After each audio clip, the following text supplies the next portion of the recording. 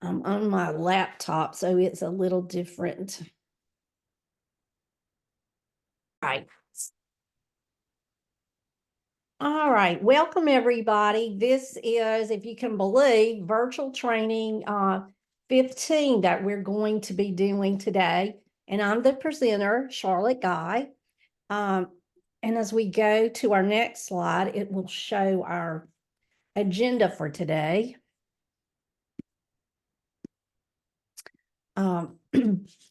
So what we're going to do today is to look at, the presentation of customized employment with the portfolios by your teams. Hopefully somebody has one that they're going to present. I hope more than one, but we'll see how you did with that, and then if you have questions about it. So that you can present it and show us how you would explain customized employment. We're going to look at discussing employment training for middle school and high school programs. And we're going to see how the customized jobs are a win-win for the employer and the student. And we've talked about this so much, but there's still things I think that we need to include or that you need to hear again. And one of the other things is to develop a job description, a customized job description. And so we'll look at that. And if we don't get to all of this, we will tag this on to the first part of our virtual training 16. We may get to it, but there is a lot of, material that I have here. And on the next slide, these are some questions to be answered. So as we're doing the training today, these are some questions that you should be able to answer at the end of the training or next time, because this is what is included in today. So look at the questions. What is the purpose of employment training for middle and high school students? We'll discuss that. And what instructional approaches should be used with middle and high school students? What are the considerations in developing work experiences? And then this last one, we talked a little bit about when some of the Voc Rehab folks were on here, but I included some information for you today of what are the primary factors in determining whether a work experience complies with the Fair Labor Standards Act. So I found some information, and I thought we would, look at that today, because I think it's important for all of us, and to review that also. So these questions, after training, you should be able to answer these questions. And on the next slide, after we finish this slide. Hey, Cameron. Hey, bye. Did you have a good day today? Reason or not about to plug my phone. Somebody needs to put their mic on mute. Got it? Okay. So looking at what you're going to do after this slide, so you'll present your portfolio, the ones of you that have it. So identify who is going to represent that student. We've talked a lot about in the law how it states that you can have someone to represent that student. We talked about how some people have agents that represent them, but you would be the person. And when you're looking at a person, whether it's the teacher, the transition person, who is going to be that person? But you also need for that person to have some knowledge about the community, knowing what local businesses are there. They may have some contacts also, but it also needs to be somebody that's outgoing and really likes to talk to people. Because if you get somebody that's kind of shy and, not wanting really excited about this customized process, that's going to go over into that presentation to that employer. So I would look at somebody that really likes talking with people. I know Twinkle and I both, sometimes it's hard probably to get both of us to shut up once we go out and talking about customized employment. And also willing to approach people that they don't know. You know, some people may feel differently about going out and just approaching somebody that they don't know in a business. So you want to look at who is that person going to be. And also that person, you know, going in and looking at the life skills that are on that job, but also how to translate that into maybe some potential job task, looking at what's in that business. Really being optimistic and looking at presenting that person and showing other people in your portfolio that have disabilities, because I mean, words just really, you know, if you can see those photos of people working, that really means a lot. It's the next slide, Twinkle, that we're on. And also that person is willing to implement those new skills and move around in the community and talk to those potential employers. So your portfolio is your sales tool. It's something that you're going to have to present your program, but also representing that student that you have in your program that you are looking at for employment. And that portfolio really should define what is customized employment. And last time on our training, we talked about, you know, how in the Work Initiatives Act, how that they do define customized employment. And I think it's always important maybe to have a slide in your presentation that talks about that, because I think it gets people's attention too. It's, you know, this is really something that has been put into law so that they understand customized employment. So when you're presenting that portfolio, you need to think about your words that you're going to use to describe the concept of customized employment.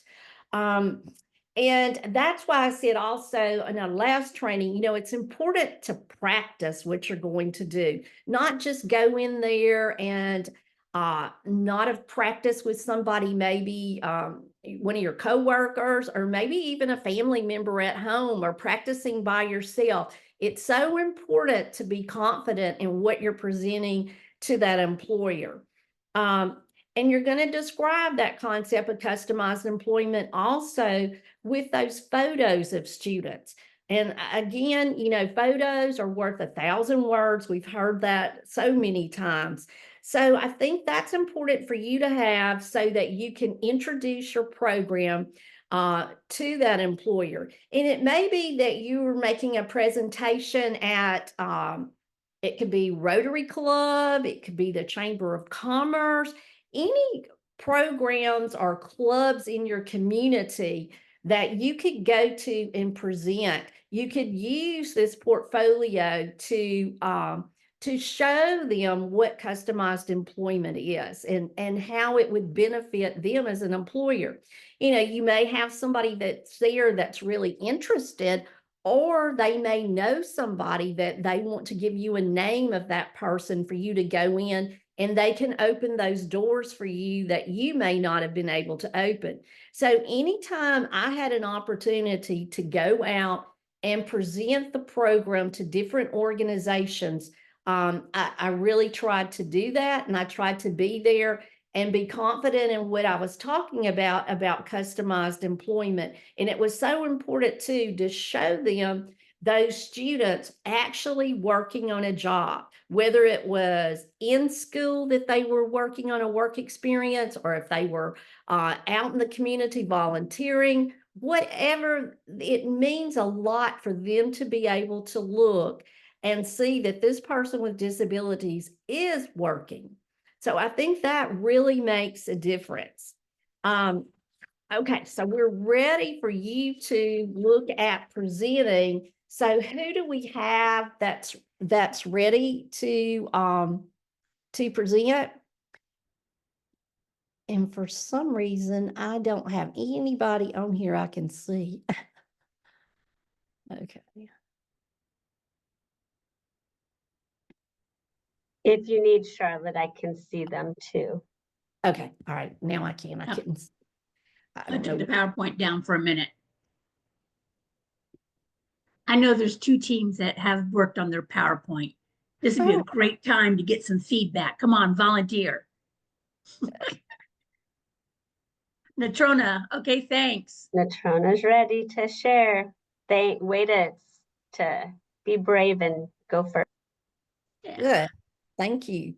So they're gonna need sharing ability, Jennifer? Yes, which one of you wants to have the sharing ability? Lynette, Anna, Charlotte, Cheryl, or Devin? I suppose I could, Okay, though Devin's not Devin, doing go. anything, so he could click through the slides as I read them. who wants to do that? Devin, are you good with that? Sounds like you just got voluntold, Devin. All right, Devin, there you go.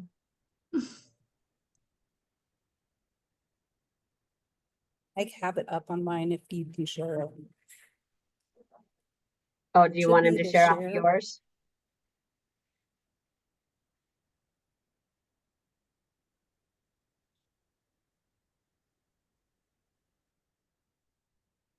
There you go.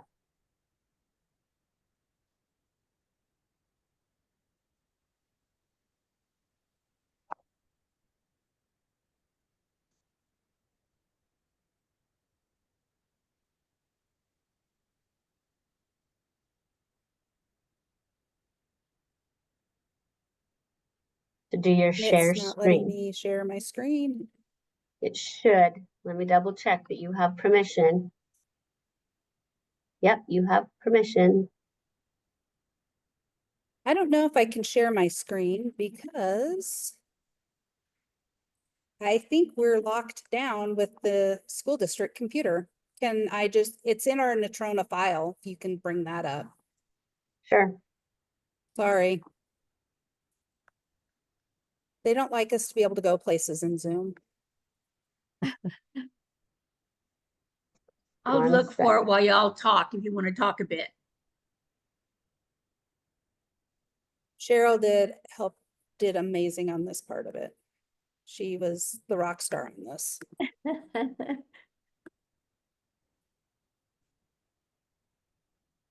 All right, what's it called, Natrona? CE presentation copy. Or it says, I've got it. You want me to go ahead and share it or do you have it, Jennifer?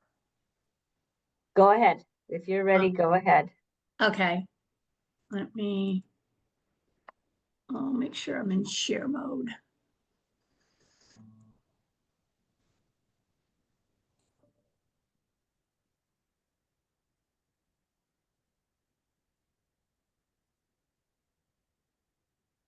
Okay, it's not a PowerPoint, is it, Lynette? It's just a PDF?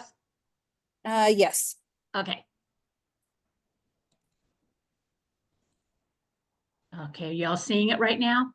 Yes, Great. Okay, I'll just That's let me know when I actually- need to, okay. That is actually the script that the person approaching the employer would use. There is a PowerPoint for the employer's benefit. Okay, let's see. So the one you want is the, let's see, where is it? Oh, Go to the employer folder. presentation. Yeah, Hold go to on, the I think folder I and then found there it. you go. Yes. Okay, let me stop sharing and then reshare. Sorry about that. Sorry, Cheryl. Okay, am I back on with the right one? Yep. Yes. Okay. So just to give a little bit of background, this was kind of a hybrid of some of the PowerPoint that Charlotte had shared with all of us to use as a basic template. And then it's incorporating kind of my students that I've done customized employment with and ways that I've approached it with employers, as well as some of the information that we were encouraged to include from Charlotte's presentation. Okay, so if we can go to the next slide. So the mission and purpose of this is To find jobs for student, job development can be done in two possible ways. One, using the traditional labor market approach, where we start with an employer who has a job opening and we try to match the skills to one of our students for an existing job. Or two, a customized employment where we start with the job analysis of a workplace and identify any unmet needs an employer may have. This allows us to discuss the employer's needs first and to ensure that that we are not unnecessarily trying to place a student. Using this pool of information, we can consider the skills of our students and decide if a follow-up appointment is needed to discuss possible placement. Can we go to, there we go. Can I stop you for just a minute? Can you go back and tell us a little bit about the students in the photo? I mean, what they're doing? So, Lynette, is it okay if I do that? Yep, you go for it. All right, so in the first picture, we have a young lady who is working at our senior center. And she folded the towels that were going to be used by the kitchen staff and dining room crew. And this was part of the job that she did. She also came in and wiped down and sanitized all the tables and chairs prior to the serving of lunch.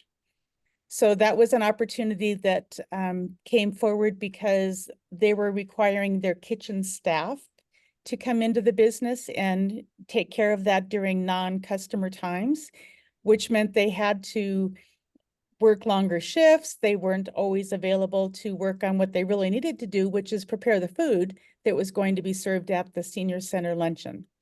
So this was a great opportunity to meet that need for the employer. In the second picture to the right of that, this young man was hired to be a dog socializer. So this is a program that works with training animals for veterans who suffer from post-traumatic stress disorder. And one of the most important factors of that training plan is a lot of socialization and interaction with different people.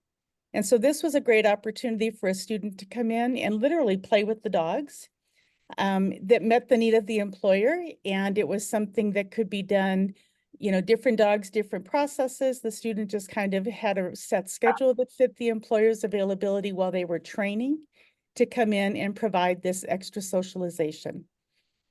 The picture below of the young lady whose face is not covered up was hired to go into a nail salon and do the laundry. So she did the laundry, she prepped the towels, she put him in the warmers and got everything done. She also was able to pick up some additional job duties because she was so efficient in the work that she did that the employer saw the benefits and added some things like putting away nail polishes after clients had been in to use those polishes. That meant that her staff was able to turn over customers more quickly and make sure that the experience was ready to go and people didn't have to spend their time on these more repetitive task activities. In the bottom right picture, we have a young lady who also worked at our senior center because they rolled silverware in advance. And again, this worked out great because the employer was using their cook staff and their serving staff to roll silverware. It took away from their primary job duties and it created an opportunity that fit very well for this young lady. And that was excellent explaining that. And I think with you telling me what each of these is doing, I think that means a lot, and especially how you explained that, you know, it's letting somebody else go and do their main job instead of taking time away from that and having somebody maybe at a, you know, lesser pay, or I'm not sure how that worked. But anyway, I think you did an excellent job explaining that. And that really gives the employer an idea, and especially talking about the young lady too at the nail salon, how they added some extra duties after she was there. And you know. Charlotte, later in the presentation, it kind of goes more in depth about how that process was developed and why it was beneficial both to the employee and the employer. So this was just kind of some variation pictures to show the variety of different sorts of things that might fit with this kind of a model. Yeah, I mean, that's perfect. So Lynette, I'll let you take it back over. Okay, Okay, there it is. okay. So the customized employment provides strategy to help employers focus on possible unmet needs that ultimately occur when the employees are asked to multitask to meet operational needs. These tasks might have lower priority and may result in work that simply can't be done or doesn't get done. Some discrete tasks that may be assigned to more credentialed and experienced workers that interfere with their ability to perform more skilled tasks. For example, a manager having to file paperwork. By assigning this task to another, the manager is freed up to do more challenging tasks in the workplace.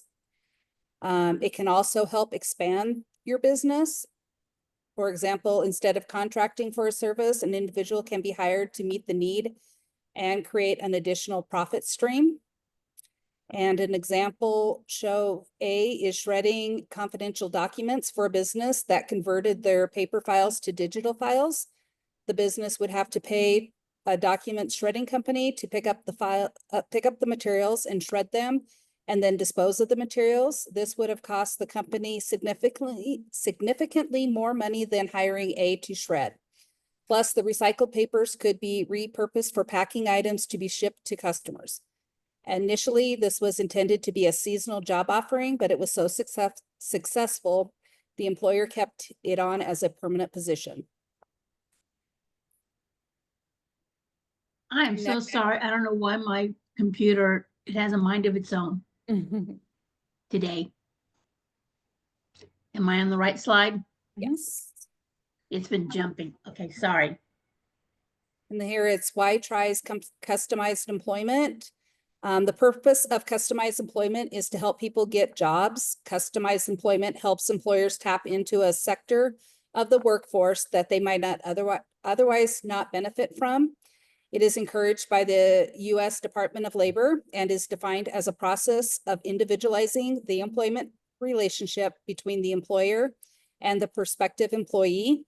It considers the unique strengths, interests, and needs of the employee and specifically matches those conditions to meet the needs of an employer.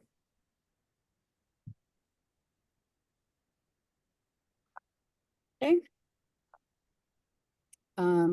Customized employment doesn't always mean full-time work. By matching unique skills, interests, and the needs of the student to an employer's unique needs, the customized employment creates a workplace fit. The specifics of the job of the working arrangement are negotiated with the employer based on the employment plan of the employee. This placement is structured in a way that may not fit traditional part-time job seekers. Go ahead. Customized employment doesn't always mean full-time work. This is a liquor store bar was looking for an employee to complement a long-time existing employee schedule. They wanted to keep the seasoned employee, but recognized that he could no longer meet the demands of a 5-day work week. They tried to advertise for the part-time position, but had no applicants after posting 3 cycles. The employer was approached about a possible customized employment opportunity for the young man who lived in the same neighborhood. B had a janitorial work experience, but needed to find work that was available during his desired hours in the environment that he could not, the environment would not be concerned by his occasional episodes of dysregulation. B did not drink and did not feel the social pressures of peers asking him to provide alcohol on their behalf, a problem that was often experienced by this employer when hiring first-time workers. By matching the unique skills and interests of B with the employer's unique challenges, a customized employment opportunity was negotiated. B continues in this position today and will celebrate his 8th year anniversary very soon. When the job matches the employee's interests, strengths, and needs, long-term employment is often seen.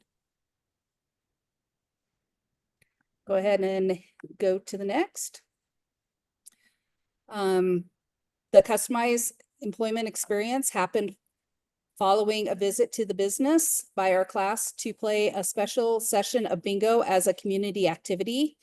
When talking with the employer about the work that was needed to set up prior to bingo, he identified that there were certain jobs that needed to be done that were difficult to do because they required that the existing staff stayed late or come in early to meet the demands.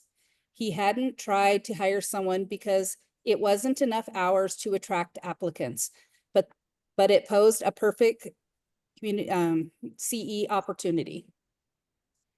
So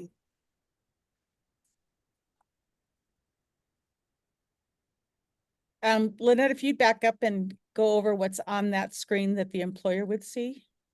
okay, I can't. So this particular employer needed somebody who could build bingo packets ahead of busy weekend schedules or special event days. It was a task that was normally done by existing employees, but on the high demand days, it was difficult to meet because it meant that they had to stay late after a session to do it. So Kay was hired to build packets 2 days a week and was on call for special event days. This provided Kay her first work opportunity. So it was a perfect fit. And you can see the map allowed us an opportunity to give her a structure to be successful in the task. And once she had that initial training, she was able to complete that task without any actual paid support. So she was able to use the natural supports in the environment to meet the needs of that employer.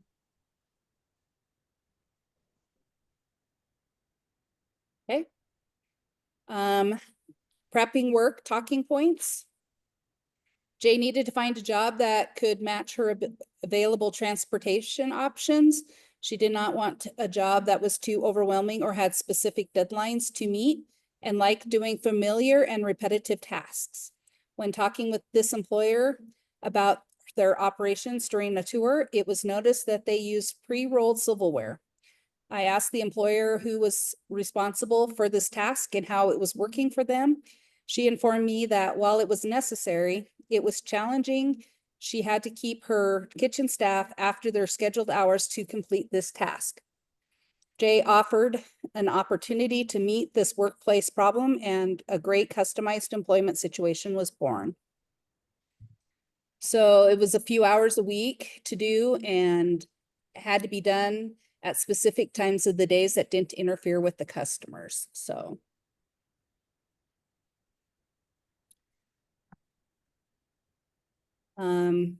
how customized employment process works, talking points. The process starts with discovery, where we collect information and get to know the students at their home, community, school, and workplace settings. We then identify the employer's potential needs through a tour of the business and conversations with the employer and their staff about what is working and what could be better. Typically, this process can be done in one observation. Then, if identified as a potential match, we discuss how to create a job description based on the business needs. So it's taken the student's unique set of skills and contributes to the business that suits both of them. In this example that's shown, this young man attends classes in this particular building, and the staff that serves this portion of the building were struggling in order to provide breakfast service because that was also the time that they had to do team collaboration meetings. And so they oftentimes had someone that didn't get to participate in order to meet the needs of the students coming in and getting organized. It worked out as a great opportunity to create a job for this young man to come in and just simply do breakfast service. It's about a half an hour a day work that he provides right before he starts his school day, and it's a perfect fit.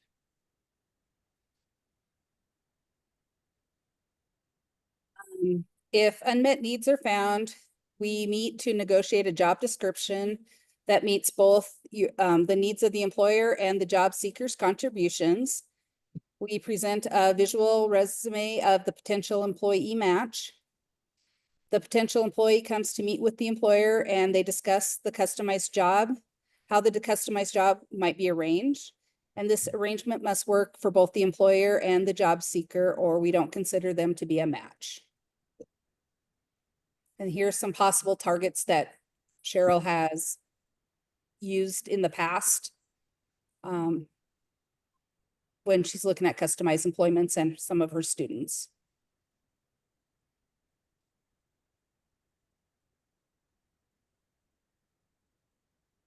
So the goal was to create a job description that meets the needs of the employer and of the job seeker, to work together with the employers, train vocational counselors and job placement specialists in providing the support needed for the job seeker to prepare for and secure an appropriate job match. And with customized employment, there's a win-win or it doesn't work.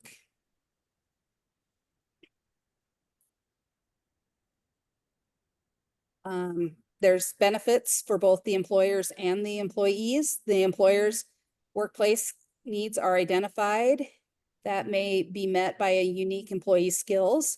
Its supports are provided as needed to ensure successful placement for the customized employees, and recruitment and matching of the job seeker to match the employer's unique needs.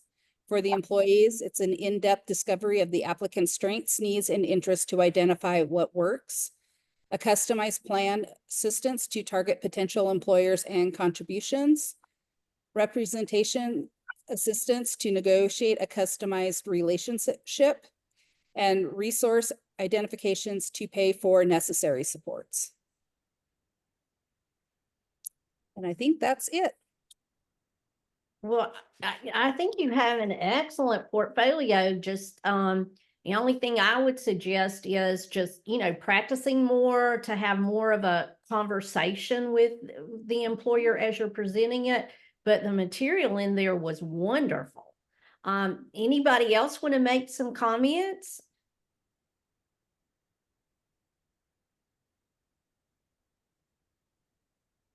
So one thing I wanted to share is I didn't have a picture, but I really had wished that I did, because probably one of the opportunities that I would like to have shared and that I often share with employers is an example of a young woman I worked with who had significant impact from cerebral palsy. Because of her level of impact, people oftentimes struggle to see the opportunities and potentials that she could bring to their workplace. And she had a desire to become an attorney. And so we found a law office that agreed to give her a 3-day opportunity to see what she could do. And in her first day on the job, she was put to work doing production reading of briefs, looking for specific legal jargon that could be used in arguments in court. And in her first day, she found 3 different citations that were eventually used to win the case for the attorney in question. So she brought unique perspective. This particular attorney happened to focus on a lot of medical malpractice and disability-related discrimination cases. And because of her circumstances, she oftentimes could see things that other people overlooked. She found on the first case an example of an expert witness who had actually given contradictory testimonial on 2 different cases. And when that was brought forward in court, his expert witness testimony was thrown out. So not only did she end up getting offered a permanent position as a summer intern just for the purpose of production reading, but they found that she had all kinds of skills and abilities that they weren't expecting, and eventually ended up sponsoring her for law school. And the legal secretary that worked in the office was so inspired by her that she went back to law school with her, and they went through the process together. Both What? are practicing attorneys now.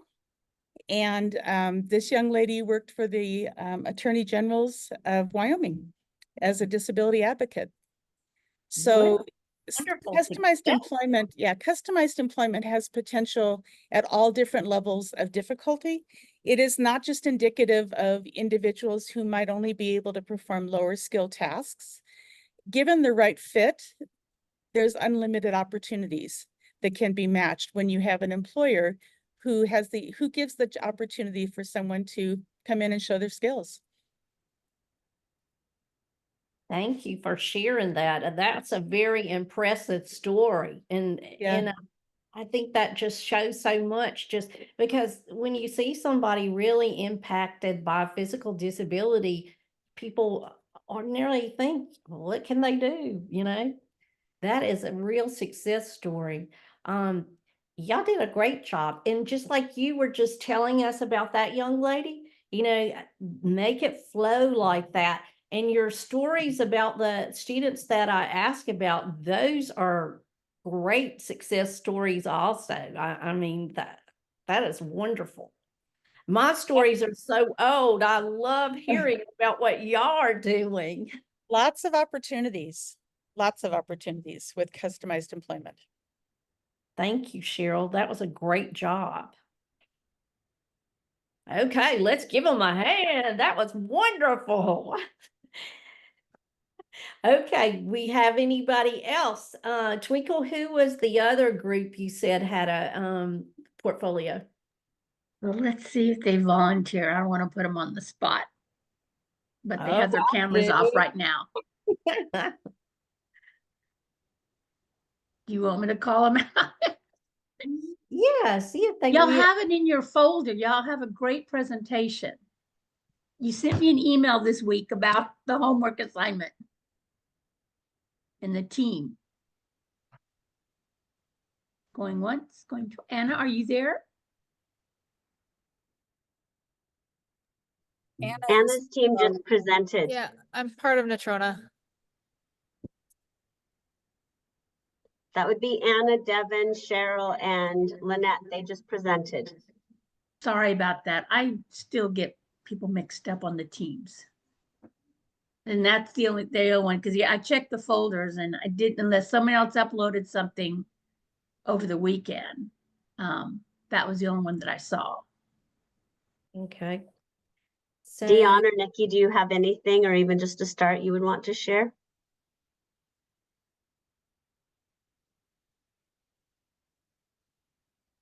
Nikki, because we just had a meeting, if Nikki wants to, is there any question? Because I know you guys are gonna start yours. They're trying to start a lot, so they're on the edge right now, because they're gonna they're gonna do a life book. They're highly considering a student career portfolio, get one started, because they have a great candidate.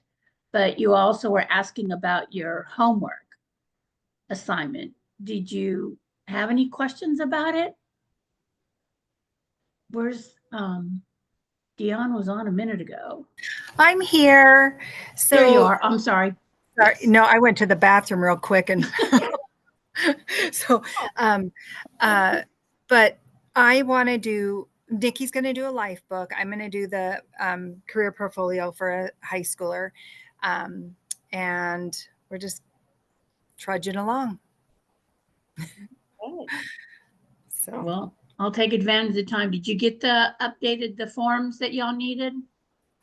I do not know if Nikki has hers returned. I still have one that I need returned to me for a newer student, and then we'll get them But uploaded. you got the, I see. Yes. Okay, thanks, Nikki. I see your chat. Okay. Then I guess we can go back to if anybody else has any other questions, because I'm going to remind everybody about their homework in their folders. If I've already had, or Melinda and I've had a team meeting with you. Don't forget all those notes, or I emailed them, but they're uploaded in your folder. And this is the end of January, so some of y'all have some due dates. When you want to go back to the PowerPoint, Charlotte? yeah, and I think that the Natrona, that y'all did a great job. And if any of you are making a portfolio, feel I'm volunteering them, but I feel like they would be glad to answer any questions or to help you with that. That was a great job. We're on, let's see, slide 5.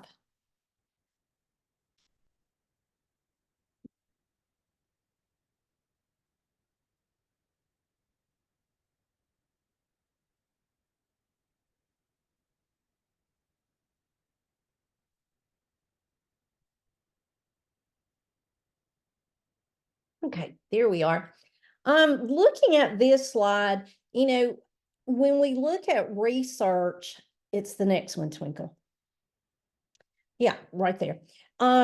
Research really shows us that if we provide the adequate training for our students in our classroom and the programs that we have, and also provide that support for them, there's no reason why they won't be productive employees, excuse me. And just like I just love the examples that Cheryl was showing and what she was telling us. So with that support that those people had, and also working on those skills, you can see how they were employed.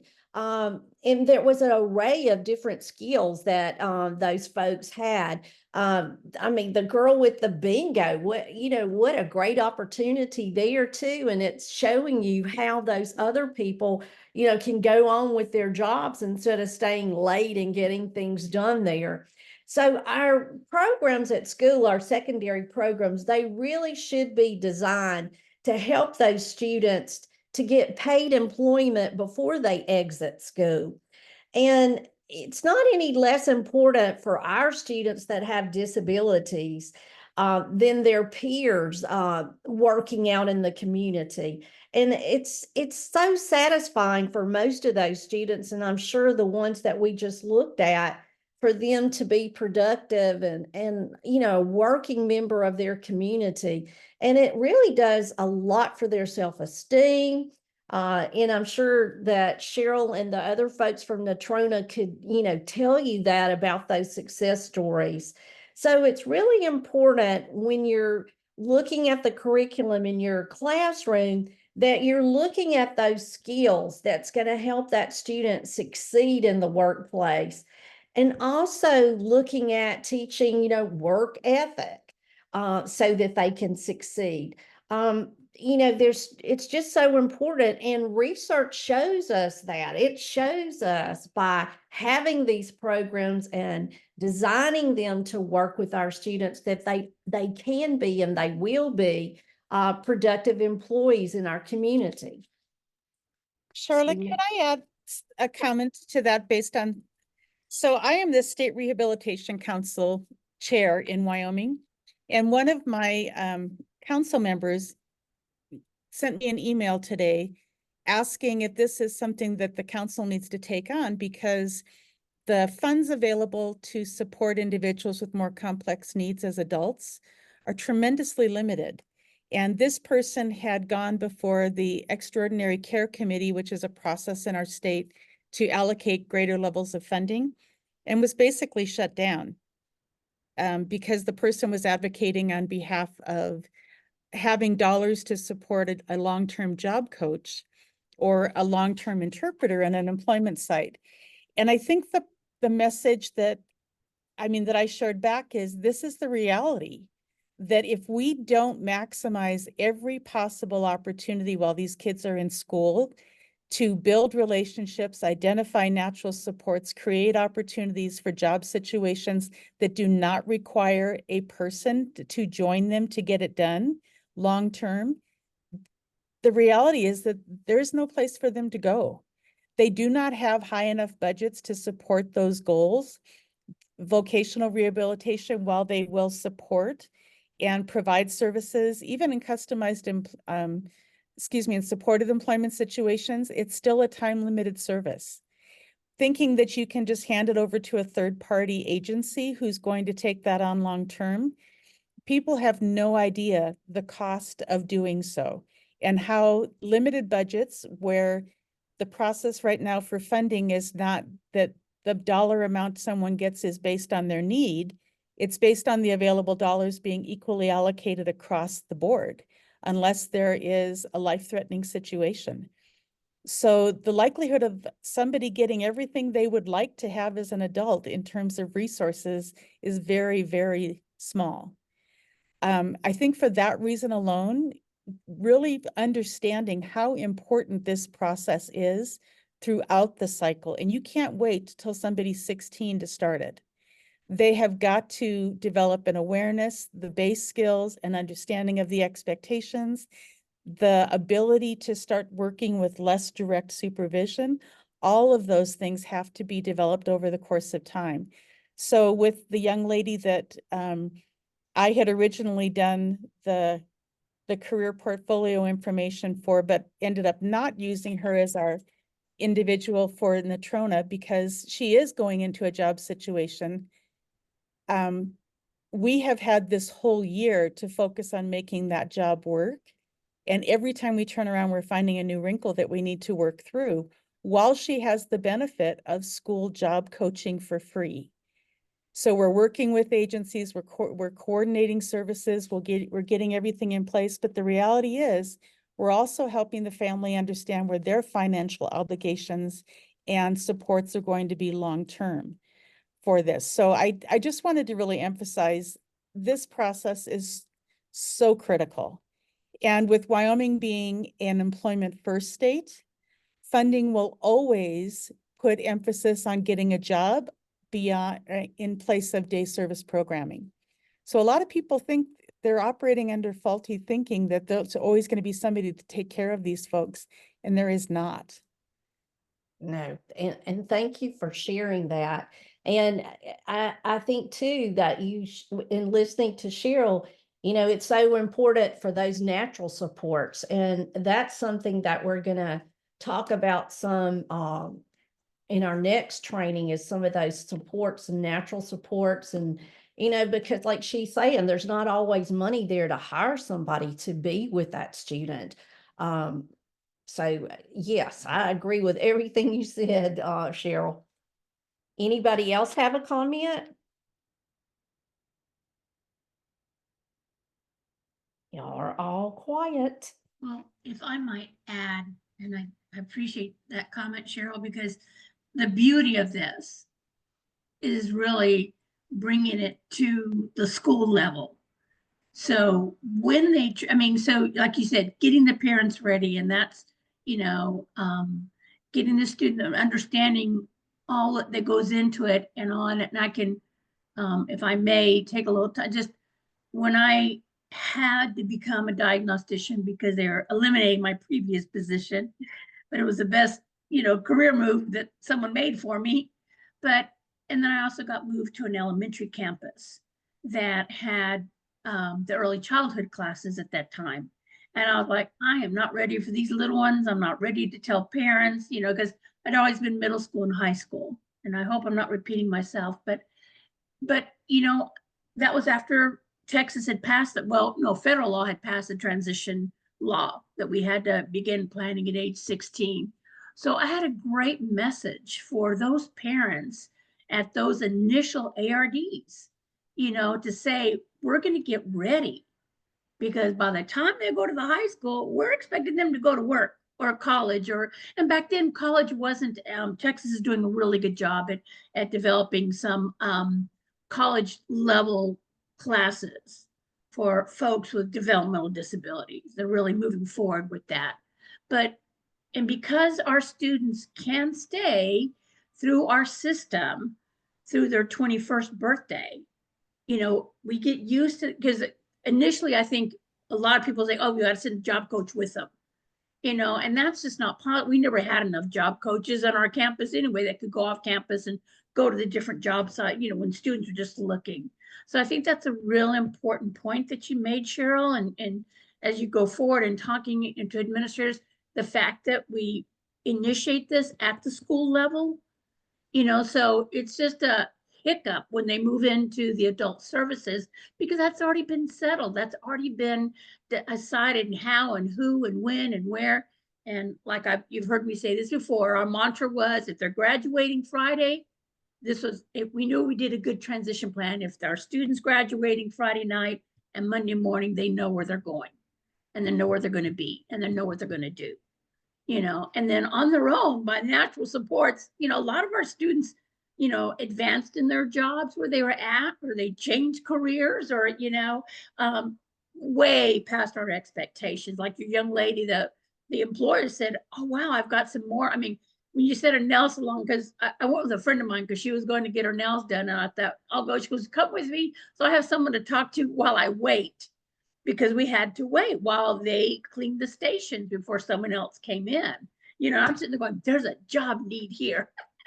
So I think that's so important what you said. And I think if we could, how we get those, you know, information to administrators to help them understand You know, and if, I mean, I'm sure, and I'm talking to somebody right now because I wish I'd done my doctorate on this stuff, but I didn't. But I'm talking to someone because we just need some published work. So administrators and employers and all these people, because where this budgeting stuff is going to happen. Texas is having a huge problem with budget and private schools, all due respect to everybody, but because we have that voucher system on the books and it's going to cut from our programs. That's all there is to it, you know? So, and if we could show these administrators that say yay or nay to our programs, you know, how it can, I think it's an important message. Thank you, Cheryl. That's really awesome. I think that's really important that we get that information out. Oh, I think so too. And with what you said, I always think about Ellen Condon. She used to always say, you know, what happens when that bus stops coming, you know, that day after. And that's the way, you know, parents have to start thinking. And also as teachers and administrators, you know, what does happen when that bus doesn't come again? So I always liked that, what Ellen used to say about that. Okay, as we go to the next slide, focus of employment training. So we look at how important it is at the middle and high school program in preparing those students. And another thing that to bring back that Cheryl said, you know, she said you can't just start at 16. That's why it's so important. And talking with Jennifer about her young man, Cyrus, that she has, and I know she doesn't mind me saying that, you know, she is right there looking at, you know, what's going to happen, what's he going to be exposed to in elementary school, whether it's the different careers out there, you know, going and visiting some of those businesses in the community.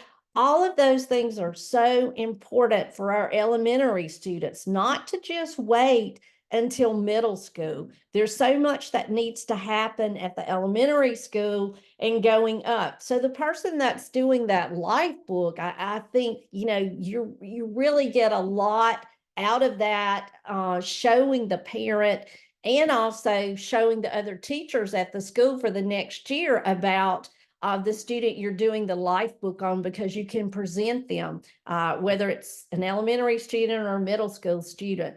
But usually we like for, you know, the life book to go up to the middle school, and the middle school then starts the career portfolio. But we don't need to wait until middle school and high school.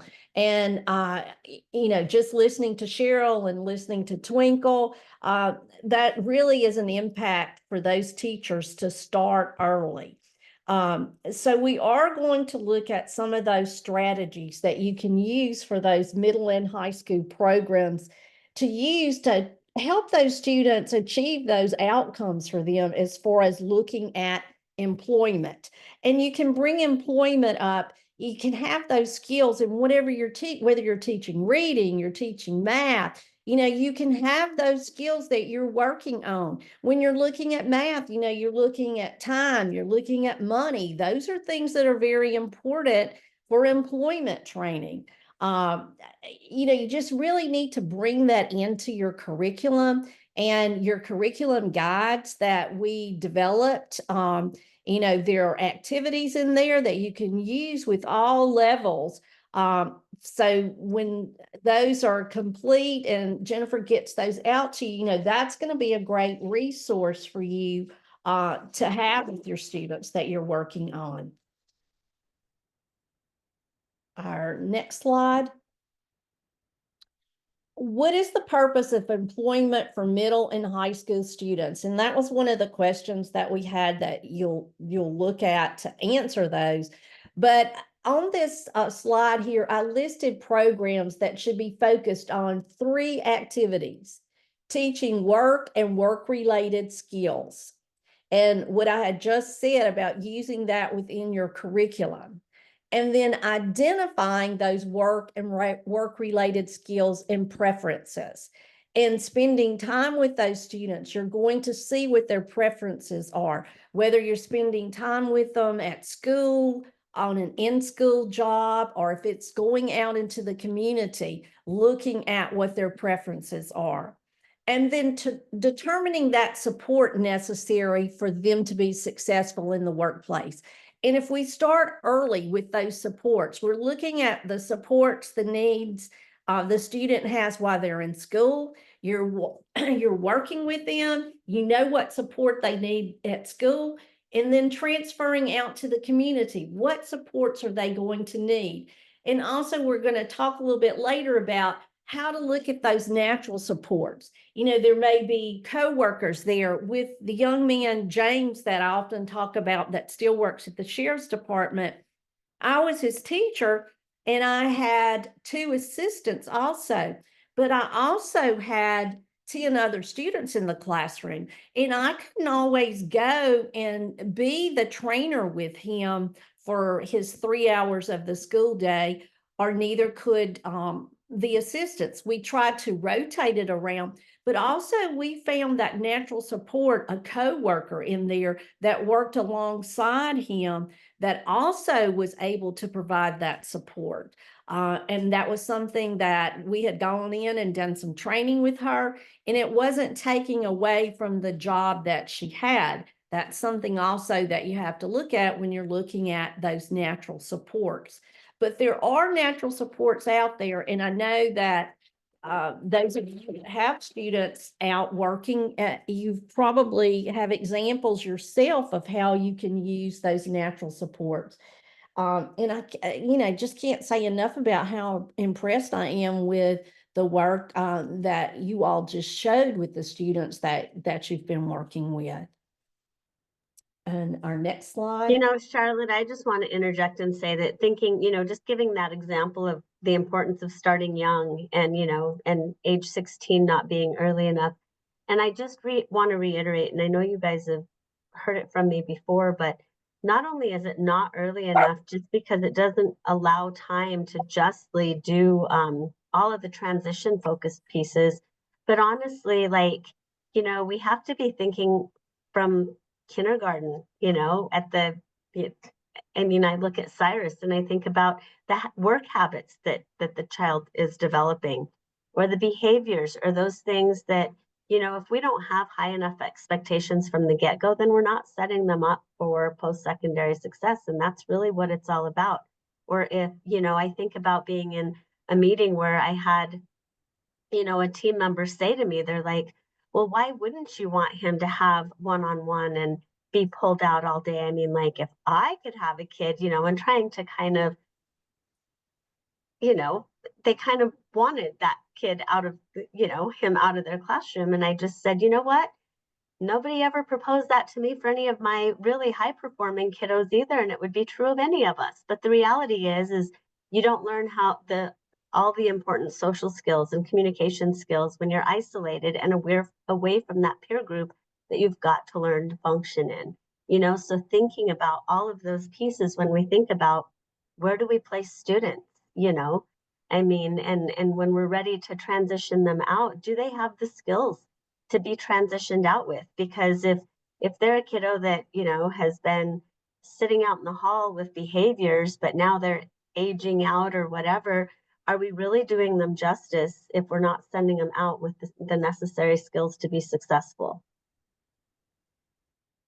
Yes, thank you, Jennifer. And, in thinking about what you were saying about those behaviors, it's so important to look at where do those behaviors not happen when you're looking at, placing a student on the job with their interest areas and those supports. I know that a lot of you were on the training that Randy was on, and Randy, talks about all of his stories and, the behaviors he has with students, if that's the language that they use, being in an environment where it's okay to use that language. There are places like that.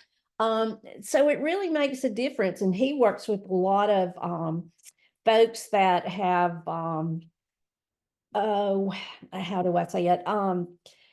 Anyway, don't need to be around children and things. So that has to be looked at also. So I think, what you had to say, Jennifer, about also working with starting at an early age and not isolating them and pulling them out That's just an injustice to everybody. And then they pick up on those behaviors in the classroom that the other kids have. It's so important for them to, for their peers to model for them. So I think there's can't be enough said about that. So Charlotte, I wanted to add one thing about the example of the young man working at the liquor store. Uh-huh. So every job site that we had placed him in, he would become emotionally dysregulated and scare clients, scare customers. And so one of the things we did when we brainstormed the what works is we talked about where could you go where that wouldn't scare people? Well, guess what? Bouncers and bars deal with those behaviors all the time. That was one of the reasons why we approached that environment, was because it was friendly to his occasional emotional dysregulations. And then we just worked with helping him learn strategies to deal with it when it occurred and minimize the frequency and intensity of those things when they happened. But yeah, it was a perfect fit for that reason, more than anything. But it also just worked out that the gentleman that was trying to go part-time was 86 years old and had been their custodian for forever. And he couldn't do it anymore, but they didn't want to let go of him. I mean, there was a lot of loyalty to the work and service that he did. So he ended up being a great tool to teach that emotional regulation, because we just talked about, if you get angry in his face, you scare him. Is it your goal to scare your grandpa? Is it your goal to do that to, look at him? He's a vulnerable adult. Is that your goal? And that really became something that he thought a lot about and that he referenced, and he talked about better places to do it and better ways to deal with it. So instead of getting in somebody's face, I just simply turn around and deal with it myself. And little strategies like that, there were things that worked perfectly until he could become regulated.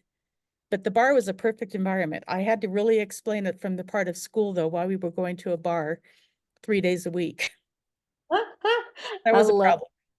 I love it. I know when you first showed the slide, I was thinking, that has to be an interesting placement. But, that's perfect, as you're saying, that behavior was accepted there, or he also learned how to control himself in that environment.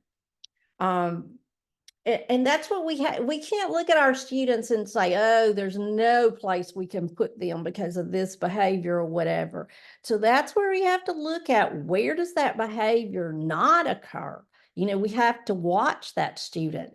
Those are excellent stories, Cheryl. Okay, as we go to the next slide, is looking at identifying those students' interests and preferences. When we expose those students at that early age, then we are able to look at, those wide range of employment options and looking at their interests by maybe it's an in-school work experience that they're participating in. And with the in-school, you may be able to see, is that an interest of theirs? Is it a preference of theirs? I know I told you all about Sadie working in the library. She liked books and all. So we were thinking, that's great. Well, she's so social. That was not a perfect place for her because she wanted to talk to everybody and talk very loud when she was in the library. So those are things that you have to look at, but you also have to expose those students because if they have no exposure to different employers or different businesses, they really don't know if they have an interest in that. Or they may have said they had an interest, and then once they get in there on that work experience, they find out that, they really don't like that. They thought they did, but once they spent time, and that's what's so important for them to have so many different experiences, whether it's a work experience at school or if it's a work experience out in the community. It's so important for that, and so important to expose those younger students, whether you have employers come into the classroom, if you're not out into the community or don't have transportation to get them out, you can always bring people into your classroom to talk about. Several of the jobs, entrepreneur jobs we had was from A man in our local community owned a dry cleaners, and he came in and talked about his business and actually brought some things with him, tools to show them how he uses in the dry cleaners.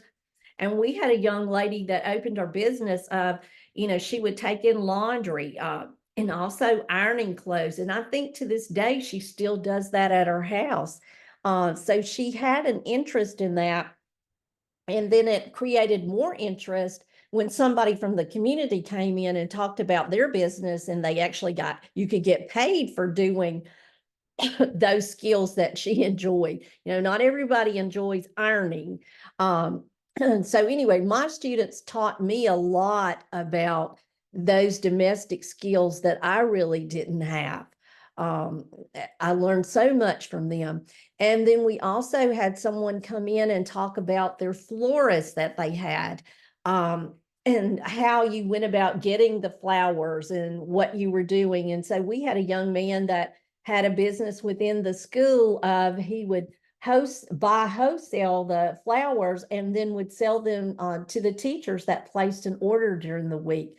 So it's so important to expose them, because you never know what may come out of that exposure. Or it may be exposure that, oh, I wouldn't want to iron clothes or do this, so it's important for them to see those skills. And there's so many skills from just teaching laundry that you can use. I've been in elementary classrooms before where they've got on sorting all different things, toys, colors and things. How would it be to, sort clothes or something that's going to be beneficial to them? I have learned now that you can buy things and put in your washer that you can wash everything together, but not everybody has access or can afford to do all of that. So I think those are some things that we really need to pay attention to with our students, how we can use different things in the classroom, and also things that are age appropriate. How age appropriate is, a 12-year-old sorting toys in the classroom.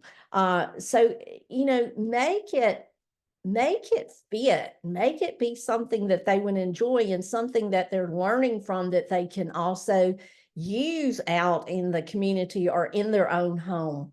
So I think it's so important to find out what those interests and preferences are, or find out what they don't have an interest in too is also important, because none of us would want to do a job that we didn't enjoy doing. I mean, would you want to get up every day and go to a job that you had no interest in? So what's the difference in the students that we work in? Why should they not be happy with what they're doing? As we go to the And next I slide. think that's such a big one, is that interest level, because I think so often, we do a really good job of having like these predetermined and preset relationships with certain community employers or certain tasks, but not every student that we serve is going to fit into those prearranged ones. And we need to really look at where are those gaps, like I think Cheryl mentioned once about like, oh, for this certain place or doing this certain task, it would cost the business so much to do it if they had to go out and hire or outsource, but yet this is something the student loves and is capable. I think that's such a good point, because I think that the more that student's interests match or fit what you're looking at doing, the more potential for success and sustainability. So one of the biggest selling points for the student doing the shredding on site was he was a non-reader.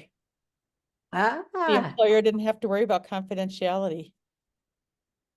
And that was a huge selling point as a skill that the student brought to that job. And that makes a difference too. I mean, to have somebody like that to be there, and that was a perfect fit.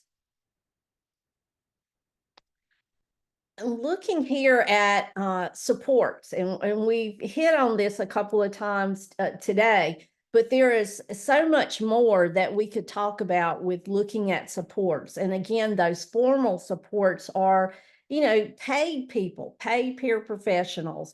It may be somebody with voc rehab, it may be a paid job coach that comes in. So that's what we're talking about when we're looking at those formal supports that are needed. But we hope that those formal supports won't be needed forever, because there's, like Charlotte said too, there's, not the money out there to do all of that. But we may need some of those supports in place for that student to get started on their job. But we have to identify what those supports are, what's going to be necessary for that student to succeed. Does it have to be somebody that's right there beside them all the time? We need to look at what supports you use in the classroom and how those supports can transfer out to the community. But it has to be structured so that it's going to meet that student's needs. And, there's just always not enough money there for those constant, peer professionals to be paid to be there with that student. And students, are going to require different amounts of time and types of supports that you're going to need for them to be successful. So that's something that, we need to look at from the classroom, and then look at the community and on the job, what supports are going to be needed. And we're going to get more into that in our training, our next training. But there is so much to be said for that, and to be said for what kind of natural supports. When Catherine had her coffee shop, we had 2 job coaches that voc rehab actually paid for. And they were young men that were peers of hers from the high school. So they came in and actually worked with Catherine on the job, and they were paid to do that. But there were, things that she learned to do from them that she didn't need those supports anymore.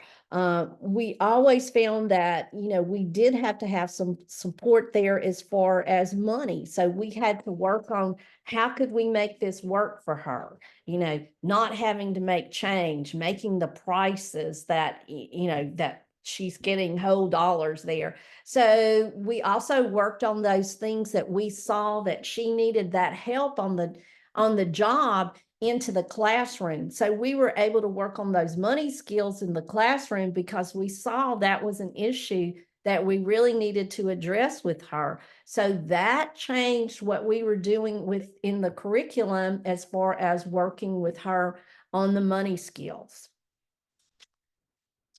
Okay, we need to go to slide 11. Yes. And this is one of the questions that we looked at. What instructional approaches should be used with those middle and high school students? Middle school students, we really want to, really want to emphasize with those students, participation in their school work experiences.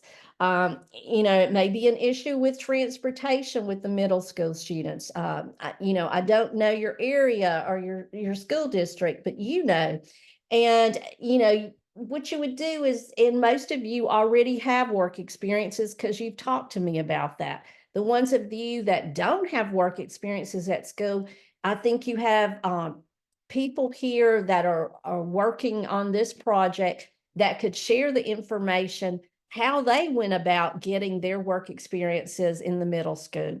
They probably did a survey of, where do other typical students work in the school? Is it the attendance office, in the library, in the cafeteria? But you don't want to have your students working somewhere that other typical students aren't working.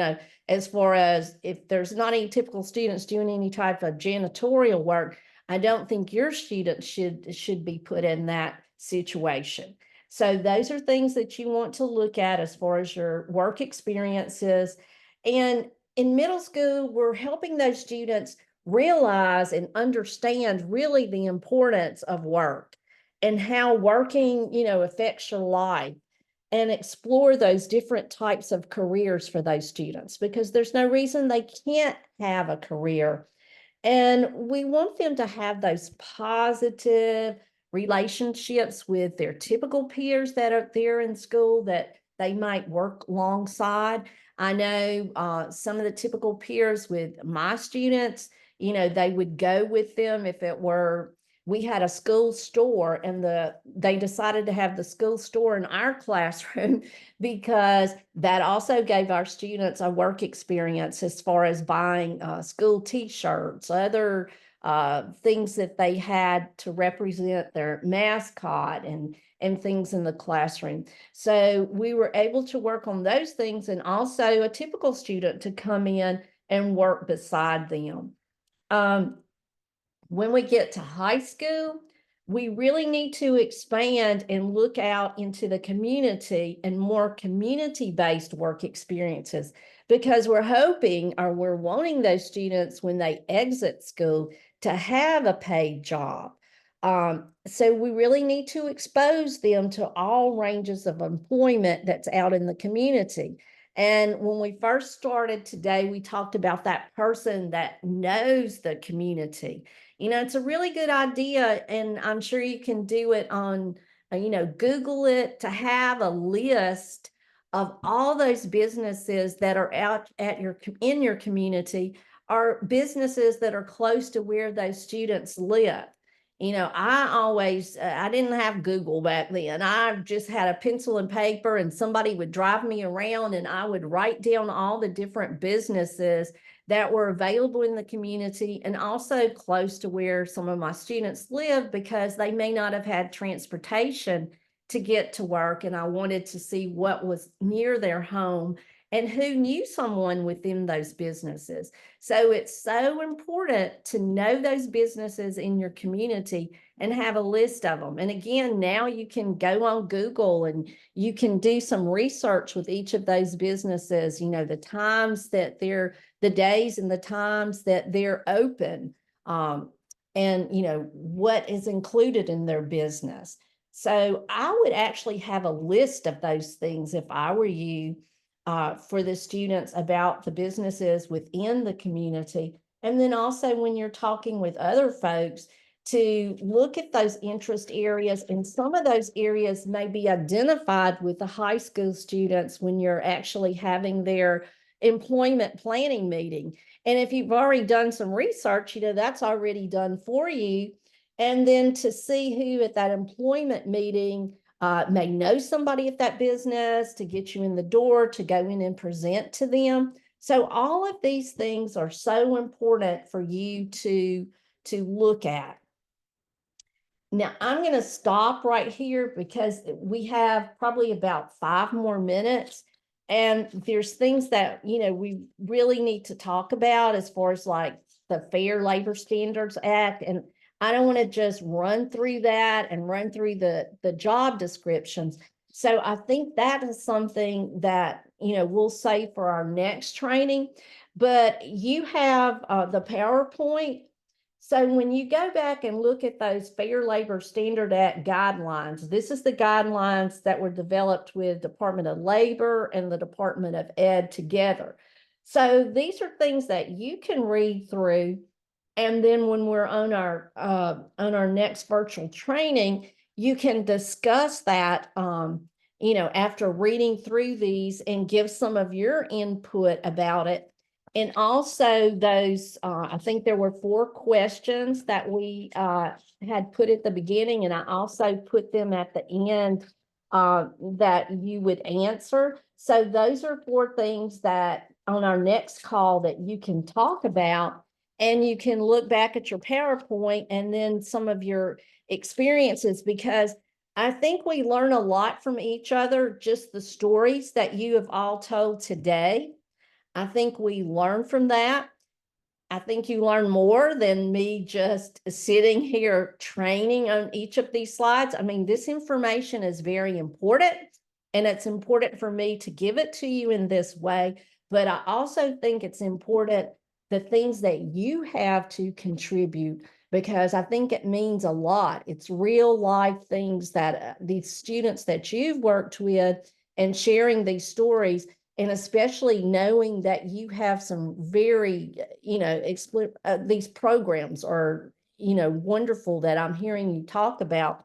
I really not heard you all talk a lot about your in-school work experiences or experiences out in the community. So I think this is something for next week. And if there's somebody else that would share your portfolio next week, I would really appreciate that if there's somebody else that has one, because I think it's important for everybody to see what you're doing. Did you have something, Cheryl? Oops. Okay, I always Graham. have something, Charlotte. One thing I was going to just comment on, the Fair Labor Standards Act laws are so important. And it's so important that you understand the liability that you put an employer under if you're not aware of what it is. When I taught in Great Falls, we had a 15-year-old who was working at a hotel as a dishwasher. Not in my program, fortunately, but in the work program that my colleague ran.